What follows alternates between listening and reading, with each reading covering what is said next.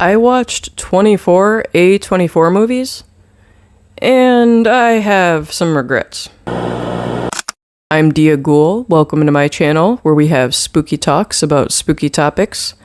Today, I will be ranking 24 A24 movies. A24 is a production company that has brought us all sorts of recent classics, especially, such as, Hereditary, Midsummer, those type of things. I don't want to get too much into that because I want to get into my ranking. But let's talk a little bit about how I did that. So over the past couple weeks, I watched 24 A24 movies.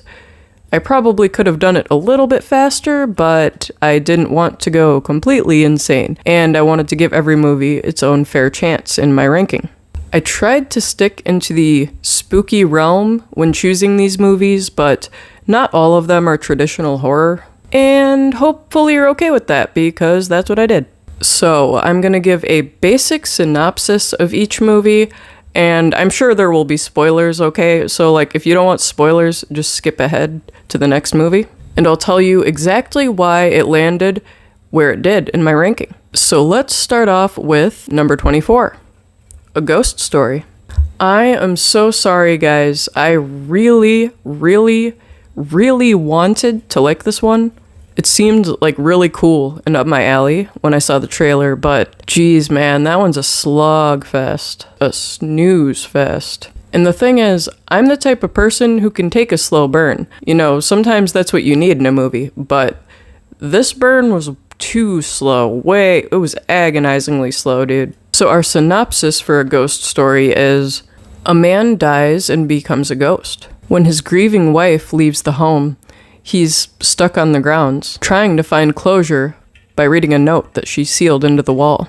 So when I started this movie, I already knew that they were going to be filling a lot of space with these really long shots of nothing. That was made pretty clear from the very starting moments of the film. But man, when I got to the infamous pie scene, I lost it. I was cackling like a maniac because I totally called it. And it was even worse than I could have ever possibly imagined. I'm not exaggerating. If you haven't seen this movie, there's a solid 5-minute scene of a woman eating pie. She's grieving the loss and just eating a whole pie, and she's eating it in the weirdest way. I can't take this scene seriously whatsoever. And it's just a close-up shot of her eating pie for 5 minutes. There were similar scenes throughout the movie. There was a 5-minute monologue where some random middle-aged man at a teenage party is ranting about life and death and the purposelessness of it all. It was very, very weird and also kind of offensive. I don't know, because I feel like they were feeding us the theme when they could have just been showing it through all this time where they have useless long shots.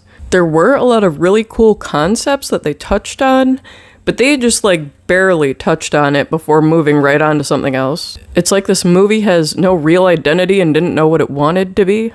I truly really liked the scenes where it had our main character, ghost guy, looking through the window, and there's a ghost in the neighboring house, and they're telepathically talking to each other. And I thought that was such a cool concept, and I wish they would have played more into that. But of course, like everything else, they did absolutely nothing.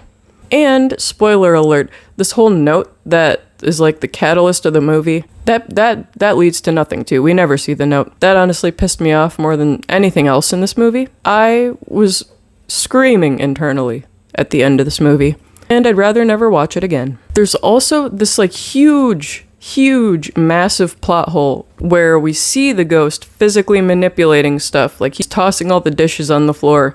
The family who lives there is freaking out because they don't know what's going on.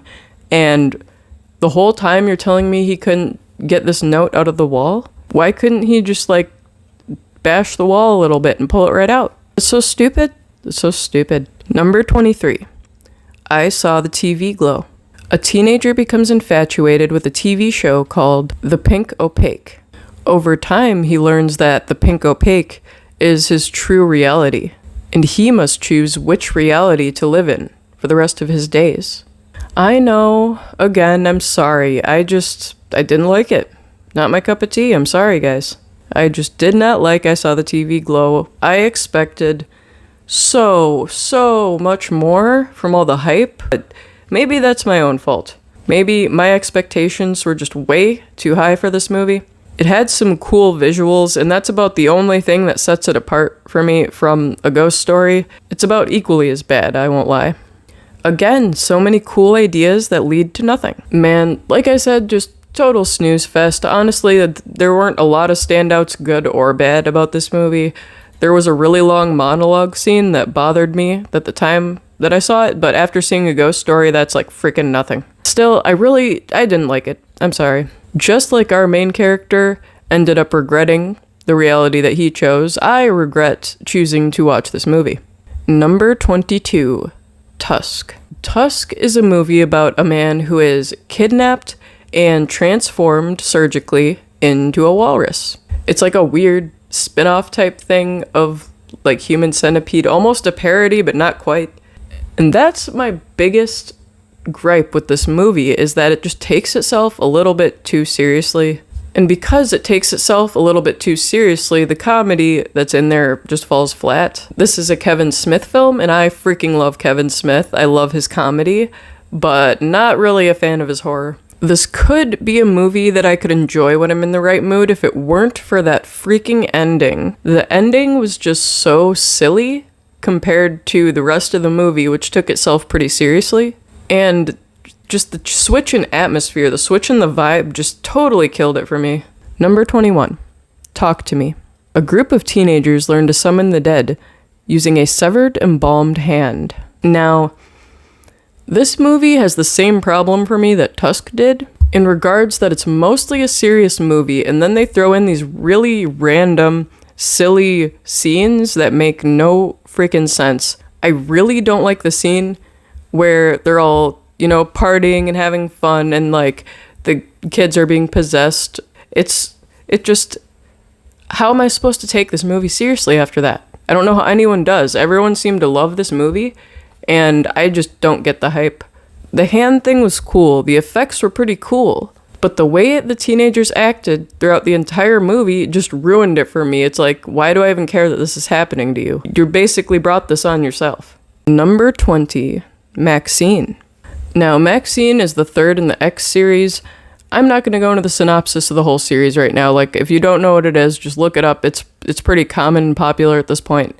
I feel most people know what it's about. It's about, like, a porn star and whatever. And in this movie, she's trying to break into Hollywood and have, like, a traditional actress role. I'm sorry, I don't have a whole lot to say about this, because overall, I just didn't like it. I think it was the worst in the series. The whole plot line fell flat for me. Honestly, I don't really like this series that much. I know it's a popular one. I know people have been really crazy about Mia Goth since this came out. I'm just not into it. I don't know what to tell you. Number 19, X. This is the first movie in the X series. This one's a little bit easier to give a synopsis for. A film crew rents a farm cabin to film an adult movie. However, the elderly couple who own the farm do not approve, and things get bloody. This is probably the first one in the lineup where I can actually enjoy it a little bit. It's a nice, fun, modern slasher, but I wouldn't say a whole lot actually stands out about it from all the other slashers in existence. Like, truly, I have nothing really good or bad to say about it, except it's like a stereotypical slasher with some old folks as the killers. Same old tropes, nothing new. Number 18, Men.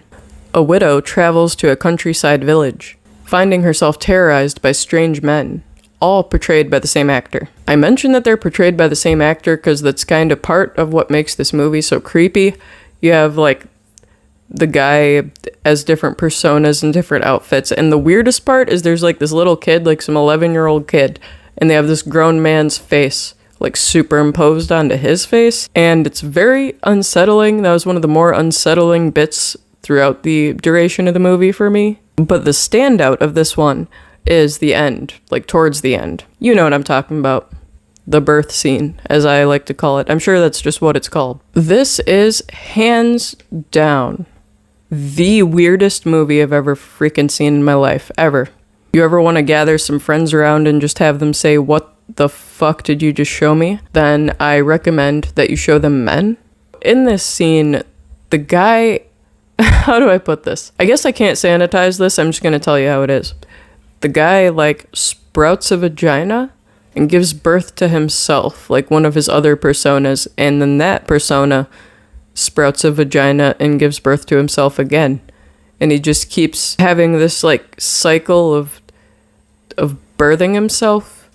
It's like watching a slinky go down some stairs, to be honest. It's it's fascinating and it's morbid, and it is absolutely the weirdest goddamn thing I've ever seen. For that alone, I recommend Men. But if you take all the weird fucked upness out of it, it's really just a whatever type of movie. Not that spooky, just really goddamn weird. Number 17, The Witch. When the baby of a family goes missing, the blame is put on the family's eldest daughter. Things become more and more chaotic as the family recognizes signs of witchcraft. This was actually the last in the lineup that I ended up watching, and honestly, it is truly mid.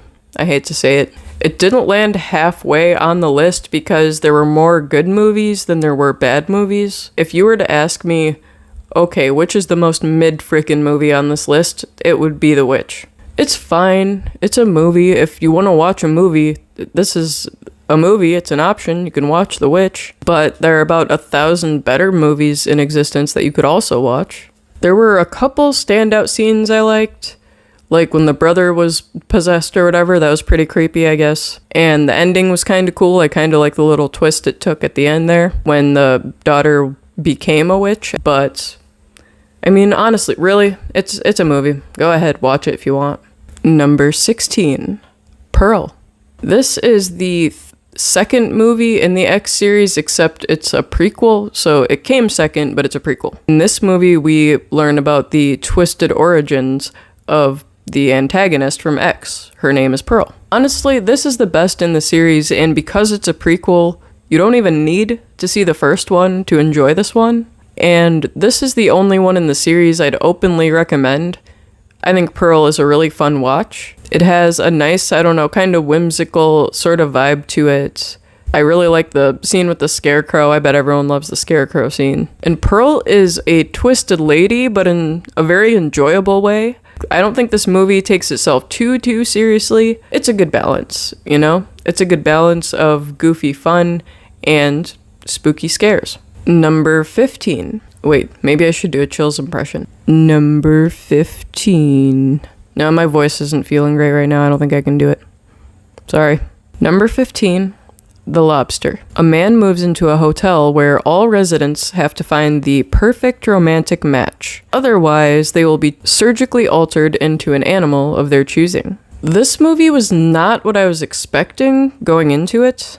I kind of expected a tense, creepy, dystopian type of vibe. Instead, it's more of a drama than anything. There's also a lot of, comedy thrown in there and commentary on romantic relationships and the expectations for relationships. I did find that quite enjoyable. It is a good movie.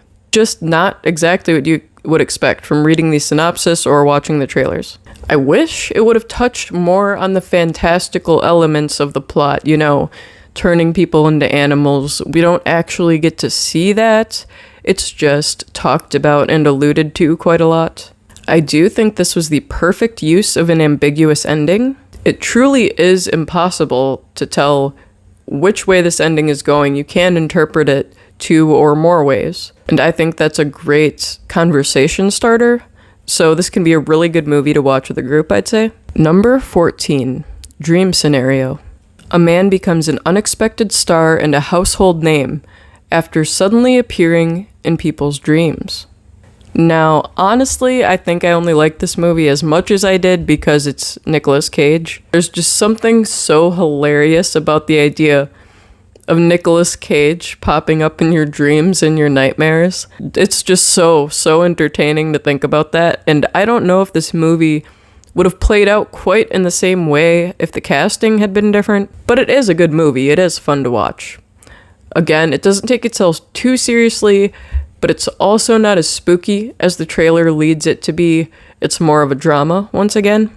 A24, I guess, has a knack for just putting out these comedy drama things and marketing them as horror. I don't quite know why they do that. Like, whatever, I guess. Whatever it takes to get people to watch. Number 13, The Hole in the Ground. A woman's son briefly goes missing, but she's convinced that the boy who came back isn't her son at all. She also suspects that his disappearance is linked to a mysterious sinkhole in their backyard. Now, this one is genuinely creepy, like really, really creepy. The child actor is fantastic. Not to say that the adult actors are bad, they're also good. It's just that really stands out to me when a child actor does as well as this kid does. You can tell almost immediately that this child is not the same. And that's just from, subtle cues, subtle differences in this child's mannerisms.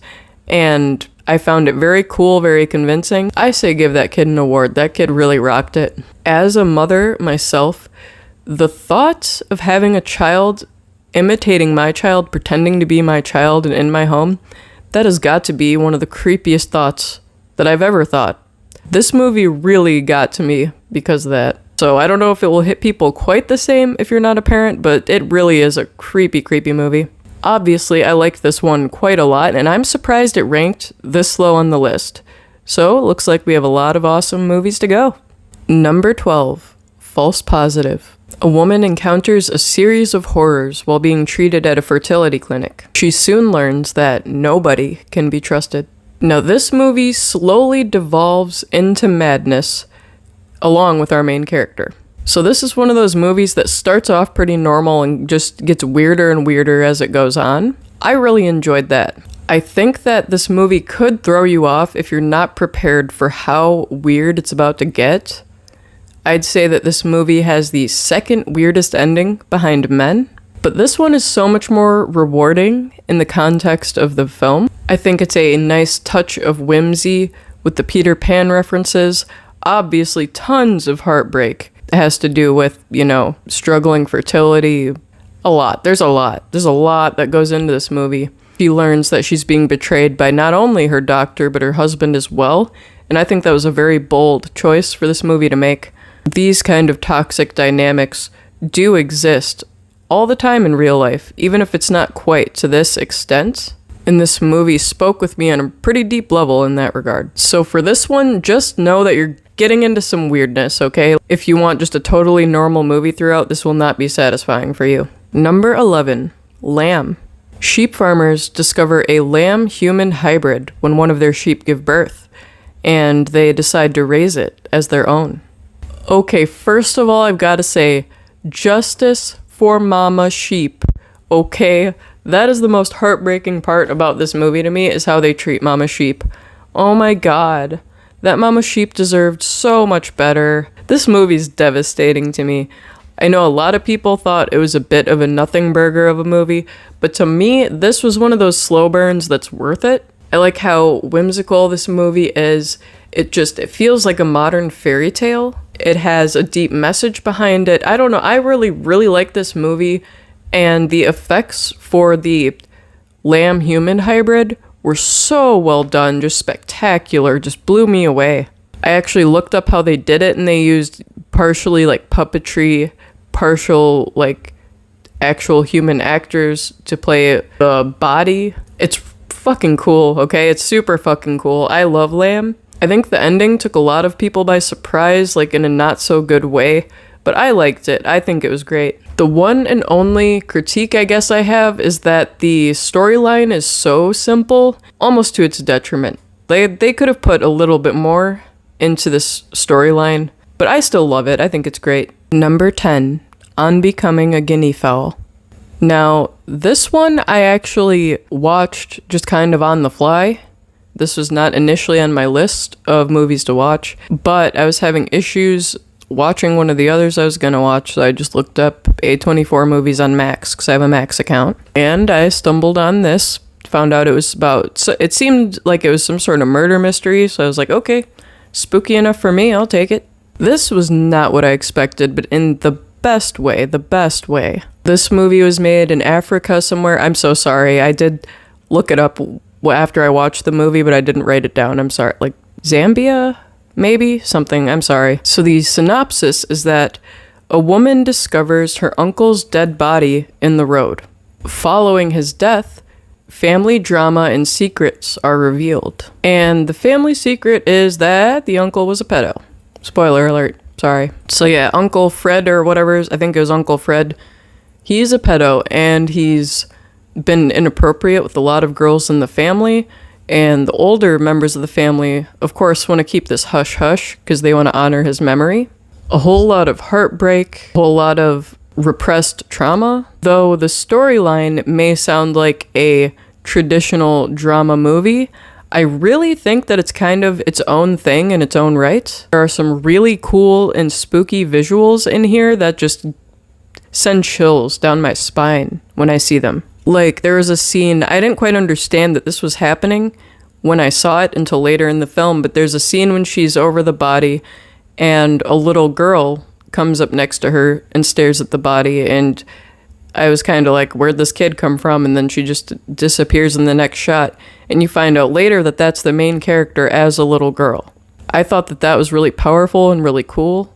There's also a part where the cousin makes a joke about covering his body up with a menstrual pad, and then in the background you see like a spooky ghost figure covered in menstrual pads, and it's kind of goofy, but it was also just really creepy the way they filmed it. The cinematography really was beautiful. There was one shot that stood out to me where the dad is talking to the main character on the phone, and they're both in the same building but not in the same room. He's like up on a balcony and she's down below, and they're talking on the phone, and he's asking her if she was ever molested by Uncle Fred. And when this conversation's happening, when it shows her down below, her head is cut from view. You can't see her head, but you can see her body. So she has to use body language and body movements to portray what she's feeling.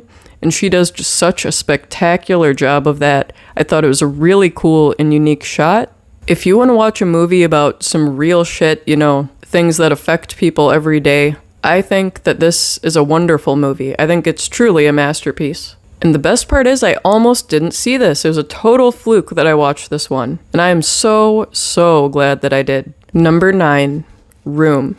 A boy is born and raised in a single-room shed after his mother is abducted. Now that he's getting older, his mother teaches him about the outside world and plots their escape. This is probably the least, like, quote-unquote spooky film on the list, but, you know, kidnapping and shit like that is a very much real-life horror, so I counted it. And it's a really, really good movie. This movie is also a book. If you're a reader, I would very much recommend the book, but the movie is almost like shot for shot what's in the book, just as a movie. I think this is a very interesting spin on a common tale. You know, we hear all the time about girls being kidnapped and abused, but usually it's from the girl's point of view. Sometimes from the killer's point of view, but how much do you have the point of view of the child who's the product of this abduction? That's part of why I like the book so much. It's really unique, like reading from a young child's perspective who has never seen the outside world. This movie is really suspenseful and a good watch. I just think it falls a little bit flat in the later portion of the movie after the two have escaped. There's a lot of them like adjusting to new life and the mental and physical consequences of this. But I don't know, it's just not as exciting. I almost wish that for the movie they would have like showed the aftermath and then went back to show us how it got here.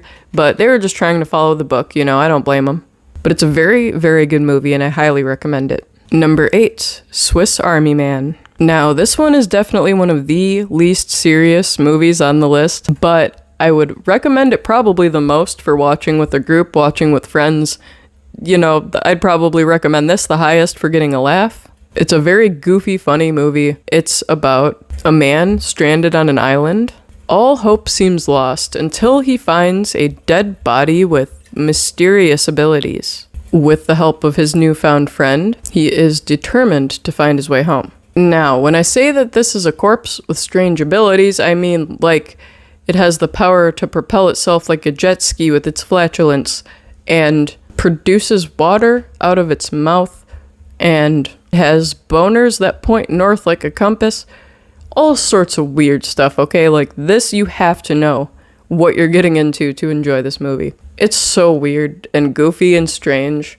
And Daniel Radcliffe plays the corpse. That's all I gotta tell you. The reason this one ranks so high, I mean, it's a good movie, it's hilarious, but it has this rewatchability to it that a lot of these other movies don't have. Lamb, for instance, it's a fun movie. I really liked it. It was very whimsical and cool, but I probably wouldn't jump to watch it again for like a long time, because once you see it, you've seen it. I don't even know if I'd watch it again. But Swiss Army Man, that never stops being hilarious. I will keep watching that movie over and over again. Number 7, Midsommar. Okay, now we are finally reaching some of the more popular titles. Midsommar is about a grieving woman who joins her boyfriend and his buddies on a trip to Sweden.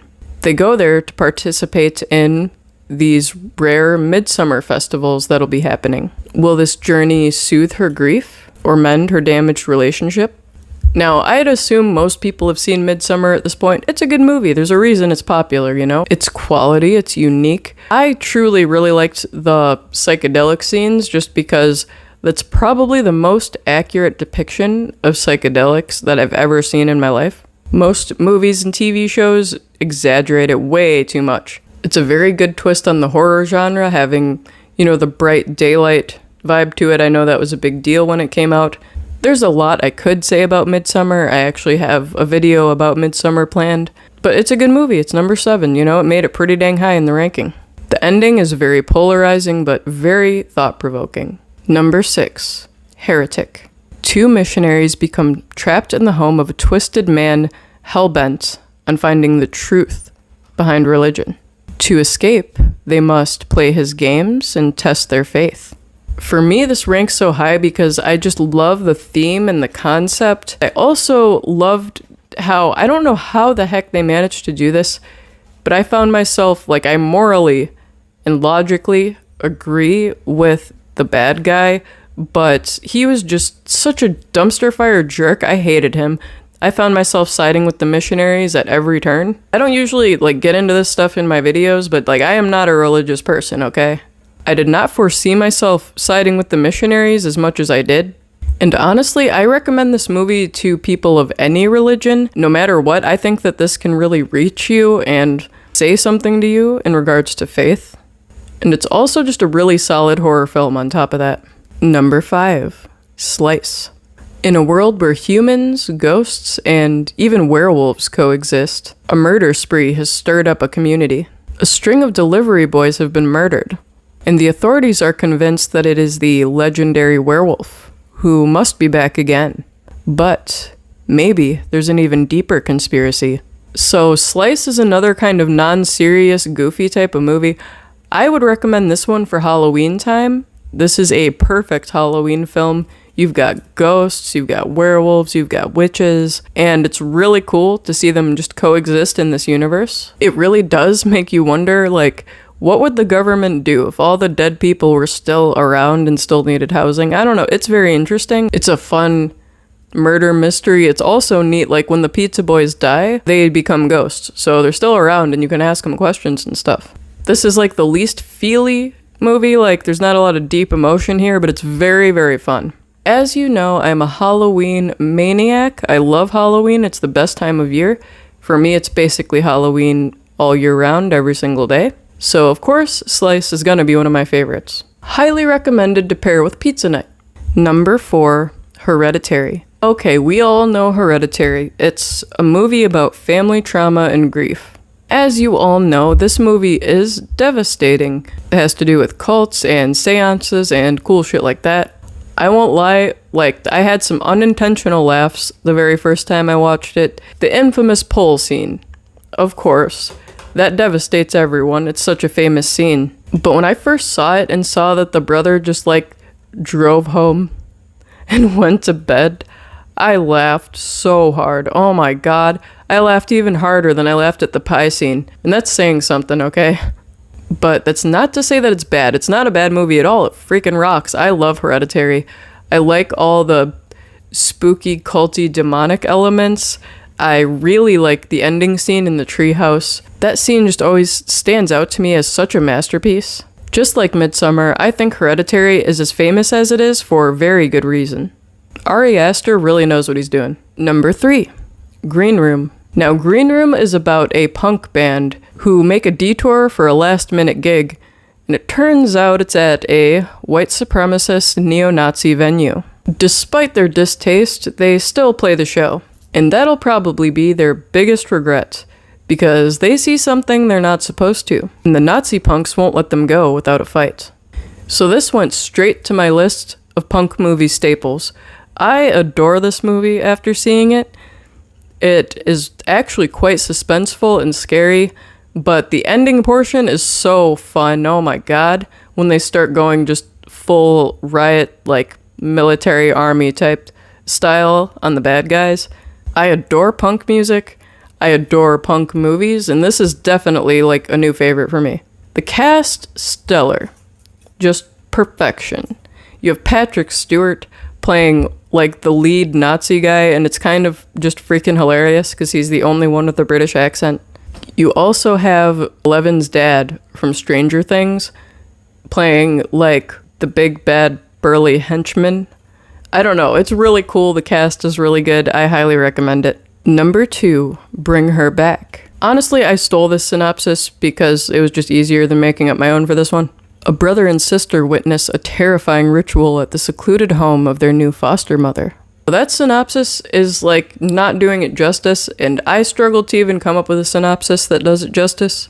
So like the sister's blind and their dad just died, and the brother is all traumatized from the dad's death, and the new foster mother wants to use the blind sister as basically a host for her dead daughter's soul. She plans on doing this elaborate ritual that includes taking a third child, totally unrelated, who is possessed by a demon, and then this kid eats part of the body of the dead child and then basically pukes her soul into the sister, the blind girl, and then the first girl's soul should go into her body. Are you following me? Probably not. I thought the ritual itself was super unique and cool. I very much enjoyed the effects, whether they were special effects or practical effects. Whatever they did it right. The character Ali, who is the possessed one, the one possessed by a demon that's supposed to eat the corpse and puke it out, that was the standout of this entire film. Absolutely nothing in this world can creep me out more than that kid does. Not only when he's like just chomping down on a knife, but all of it. Basically every single scene with that kid just left me creeped right the fuck out. I could not envision myself living in a home with someone like that. No way, dude. The foster mother was very creepy and infuriating in her own right, but no, Ali made the movie for me, dude. And on top of all that, the ending is just heart-wrenching. That will pull at your heartstrings like nothing else. I highly, highly recommend watching Bring Her Back. Truly, I won't be surprised if that becomes a legend on the same level as Hereditary and Midsommar. Obviously, here on my ranking, I think it's better than both Midsommar and Hereditary. It is an amazing, amazing movie. Bring Her Back will truly stand the tests of time. Last but not least, the number 1 A24 movie, Beau is Afraid. That's right, I know that this will be a very polarizing choice because I know that this is a very polarizing film. Beau is Afraid is about a man who tries to cope with anxiety and trauma caused by his emotionally abusive mother.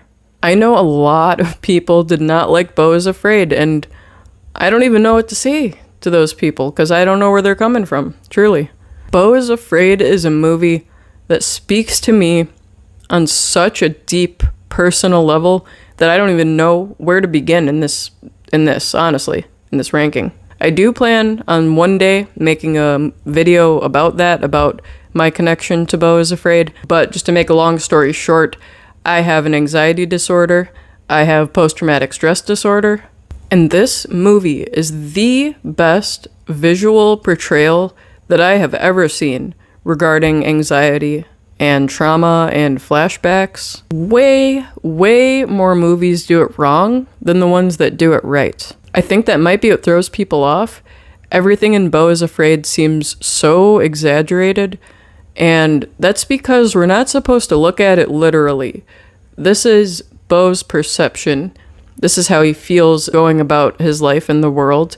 He feels unsafe. he feels surrounded by constant chaos and danger. For Bo, danger is literally lurking around every corner, waiting for him to make the wrong move, waiting to take everything he has and to ruin his life. Even though none of this is happening, the fear alone is enough to debilitate him.